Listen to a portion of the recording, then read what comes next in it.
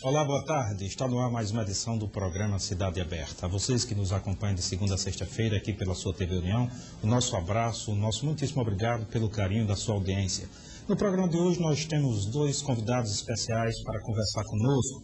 No primeiro bloco nós vamos conversar com Diogo da Cunha Lima Fernandes, ele que é advogado e tem uma experiência em Genebra, onde ele atuou na Organização Mundial do Comércio, na área de comércio, de exportação. No segundo bloco nós vamos conversar com o deputado estadual Volber Júnior, que é presidente estadual do PPS. Nós estamos nesse primeiro bloco com o Diogo da Cunha Lima Fernandes, que é integrante da Comissão de Relações Internacionais da OAB aqui no Rio Grande do Norte, a quem nós agradecemos a presença. Tudo bem, Diogo? Boa tarde, Pedro Júnior. Boa tarde a todos que fazem a sua audiência. É um prazer recebê-lo aqui. Eu queria que você começasse nos dizendo como foi essa experiência ao participar da missão diplomática do Brasil em Genebra. Como é que foi essa experiência para você?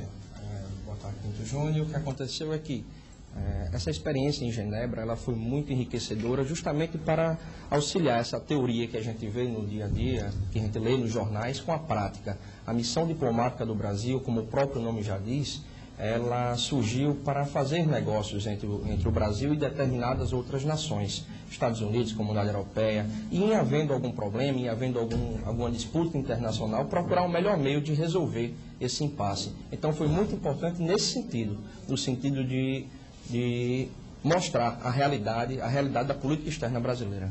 E qual a sua visão sobre essa questão das barreiras que muitas vezes se apresentam como problemas para o Brasil? Bem, o que acontece é que essas barreiras protecionistas que advêm principalmente dos países de primeiro mundo, elas retiram uma certa segurança, uma segurança comercial aos países em desenvolvimento, como o Brasil, a China e a Índia.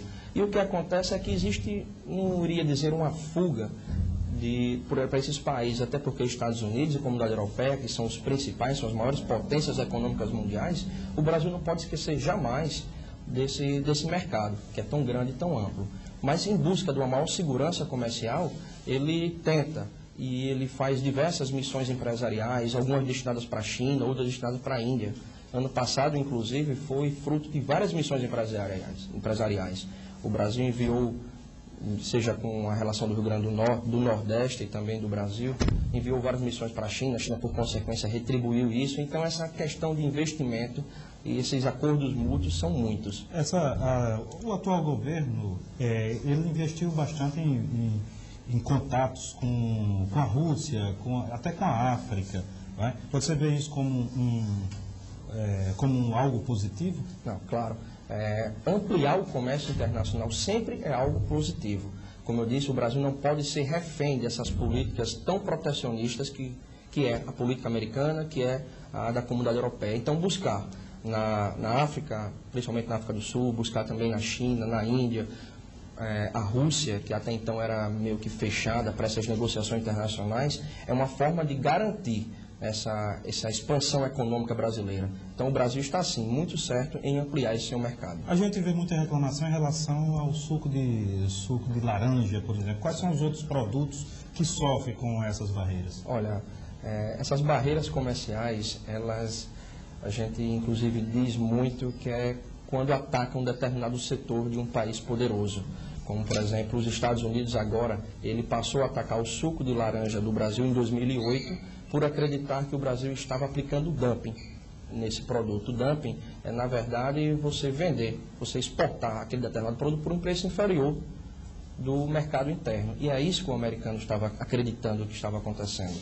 Ele sobretaxou o suco de laranja do Brasil e, por consequência, o Brasil já teve uma perda de 31% em 2008, só com essa sobretaxa.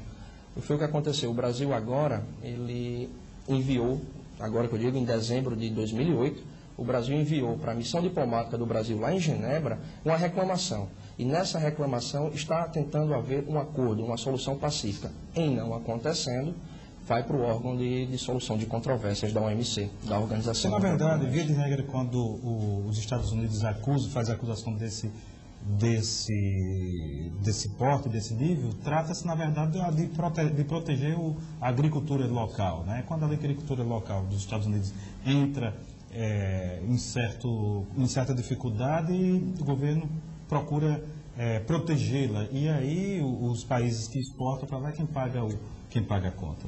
Com certeza. É mais ou menos isso, né? É justamente isso. O que acontece é que a economia americana, quando ela se vê recuada por um produto de boa qualidade, com preço abaixo do valor de mercado, ele tenta proteger seu empresariado local. E essa forma de proteção é sobretaxando os produtos externos. No caso, aconteceu isso com o Brasil no suco de laranja, alguns anos atrás aconteceu também com o camarão. Camarão que 98% dele é do Nordeste e a maior concentração do Rio Grande do Norte, que foi o estado. O camarão que sofreu agora com a questão das cheias, principalmente na região do Açu. Atualmente, como é que está essa situação da exportação do camarão? O que acontece com o camarão, ele já tem várias barreiras protecionistas barreiras protecionistas internacionais. E estamos também sofrendo alguns aspectos, no caso nacionais, como as enchentes. E a falta de auxílio do governo é um dos motivos que está dificultando essa exportação do camarão. O Brasil, ele era o maior exportador alguns anos atrás. Foi sobretaxado, assim como foi o suco de laranja, foi sobretaxado a respeito, por também ser discutido que estava acontecendo o dumping. Então, ele teve que compensar esse prejuízo do mercado americano com outros mercados, como a comunidade europeia, e ele também se voltou para o mercado interno. Então, tentou, de uma certa forma, compensar ou então simular um eventual prejuízo do mercado americano com o mercado interno e com a comunidade europeia, né? Agora com a China e a Índia também. Teve essa tentativa de compensação.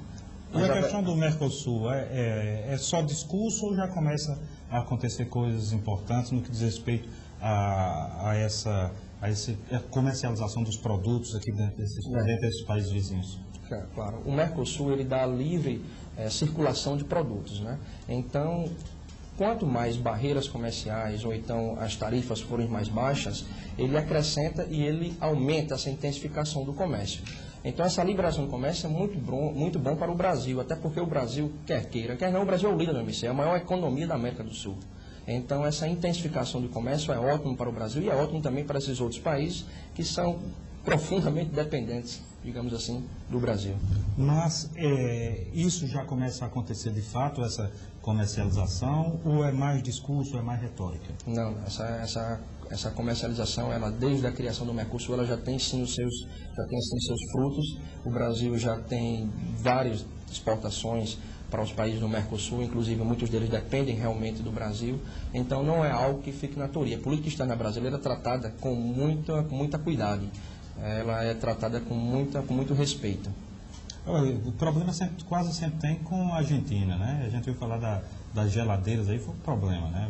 Como é que se resolveu mesmo aquela questão? Bem, a questão da Argentina, ela sempre tem aquela discussão entre o Brasil e a Argentina, até porque a Argentina era o nosso terceiro maior exportador, mundial. E hoje o Brasil, buscando outros mercados, ele acabou que a Argentina perdeu esse ranking com o Brasil. A China tomou o seu lugar. A China hoje é o terceiro maior exportador. Então, a Argentina tem que ver que, apesar de algumas discussões e apesar de algumas faltas digamos assim, de entendimento entre esses dois países, ela tem que ver que a questão diplomática, o comércio deve estar acima de tudo, sem influências externas. E você que é especialista em comércio exterior, você vai atuar nessa área aqui no Rio Grande do Norte? Como é que vai ser a sua atuação aqui no Rio Grande do Norte? Bem, o Rio Grande do Norte ela é uma área, o Rio Grande do Norte ele está expandindo muito nessa área de comércio, seja o comércio nacional, mas também a exportação. O empresariado local, ele deve saber, ele deve também conhecer que as exportações não é algo de outro mundo. É possível, sim, entrar nesse mercado externo e esse é um dos nossos pontos. A gente quer colocar e quer firmar essa posição de que podemos sim exportar, que nosso produto é de qualidade e que o mercado exige isso. E o mercado está aberto para o Brasil, para o Nordeste, para o Rio Grande do Norte. A questão geográfica, da proximidade com a Europa, ajuda? Claro. Um dos grandes problemas que existia aqui no Rio Grande do Norte que existe ainda aqui no Rio Grande do Norte, é justamente a falta de transporte, né? Apesar de sermos geograficamente perfeitos, digamos assim, para o Brasil, mas não temos um porto satisfatório, tampouco um aeroporto. Já existem os projetos do aeroporto de São Gonçalo, do porto, semana passada abriu a empresa para licitação,